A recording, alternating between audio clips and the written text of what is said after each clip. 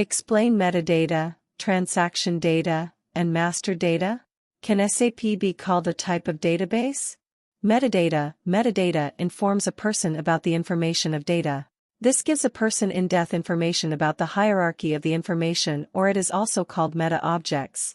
There are many types of metadata. Some of the metadata are structural metadata, descriptive metadata, reference metadata, statistical metadata, and administrative metadata. Each of these types has a different kind of function in a system. Next is the transaction data. This is nothing but the information pertaining to the transactions which happen on the day-to-day basis. After that comes the master data. Data provides essential information about the materials, the employees, and even information related to the customer of that service. One can also call it the data of reference. For instance, the person orders a product which is 20 units. So instead of asking for the customer's address 20 times, the same information can be used from the master data of the customer. SAP cannot be called a database. Since it is an application, it uses the databases which are provided by other retailers.